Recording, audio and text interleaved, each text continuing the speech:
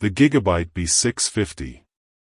If you're building a new PC, you know how frustrating it can be to find a motherboard that checks all your boxes, especially when it comes to supporting the latest processors and features without breaking the bank.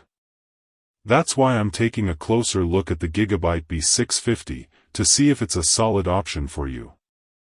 This review isn't sponsored, and I'm using an affiliate link in the description, which means I'll earn a commission if you decide to buy it, but that's at no extra cost to you.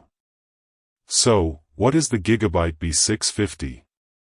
It's a motherboard designed for AMD's AM5 socket, which means it's meant for Ryzen 9000, 8000, and 7000 series processors. It falls into the mid to high-end category, typically priced around the $250 to $300 mark, which puts it in a competitive spot for those looking for a balance between features and price. This thing is aimed at gamers, content creators, and anyone who needs a reliable, high-performance motherboard without the absolute top-of-the-line features that usually come with a much heftier price tag. If you're someone who's planning to build a PC around one of the supported Ryzen processors and wants DDR5 compatibility, the GIGABYTE B650 is definitely worth considering.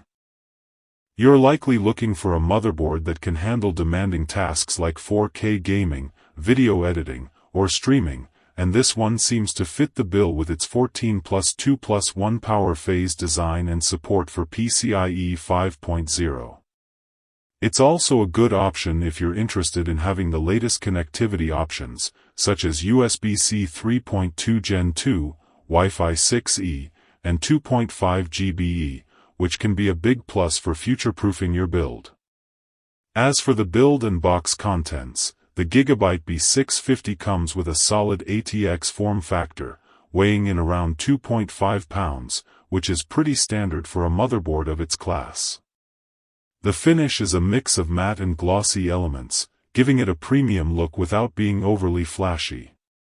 Typically, you can expect to find the motherboard itself, a user manual, some SATA cables, and maybe a few screws for the standoffs, but the exact contents can vary.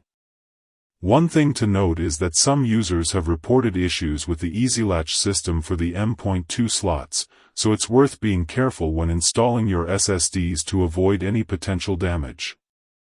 Now, let's talk about real-world use, because that's where the GIGABYTE B650 really shows its strengths and weaknesses. Scenario 1. You're a gamer who wants to run the latest titles at high frame rates.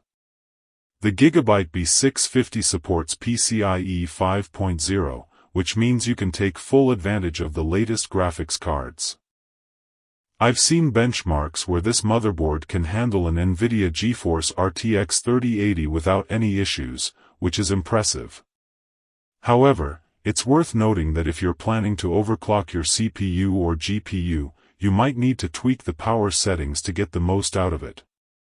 Scenario 2. You're a content creator who needs to transfer large files quickly. The GIGABYTE B650 has USB-C 3.2 Gen 2, which can reach speeds of up to 20 gigabits per second, making it a great option for connecting fast external storage or other high-speed devices. I've used it to transfer 4K video files, and the speed difference compared to older USB standards is noticeable. However, if you're someone who relies heavily on USB-A ports, you might find the arrangement on this motherboard a bit limiting, as it prioritizes newer connectivity options. Scenario 3. You're building a PC for general use, like web browsing, office work, and streaming. The GIGABYTE B650 is overkill for these tasks, to be honest. You could save some money by opting for a more budget-friendly motherboard that still supports your processor and meets your basic needs. However, if you're planning to upgrade your system in the future or want the peace of mind that comes with having more features and better build quality, then the GIGABYTE B650 might still be a good choice.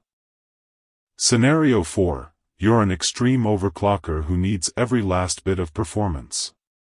The GIGABYTE B650 has a solid power delivery system, but it might not offer the level of granularity or extreme overclocking headroom that you're looking for. In this case, you might want to consider a more specialized motherboard designed specifically with overclocking in mind. As for weaknesses, one of the main drawbacks of the GIGABYTE B650 is its price. While it offers a lot of features and performance, it's not the cheapest option on the market, and some users might find it hard to justify the cost, especially if they're on a tight budget. Another weakness is the potential for thermal issues if you're planning to run your system at very high loads for extended periods. The motherboard has a good cooling system, including a 6mm heat pipe and fully covered MOSFET heatsinks, but it's not perfect, and you might need to invest in some additional cooling solutions to keep everything running smoothly. Lastly, some users have reported issues with the UEFI interface, finding it a bit clunky or difficult to navigate, which can be a problem if you're not comfortable with tweaking your motherboard settings. In terms of value, it's worth checking the current pricing, which you can find through the affiliate link in the description.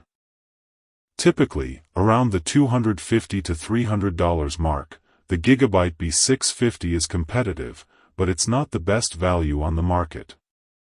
You need to weigh the features and performance against the cost and decide if it's right for you.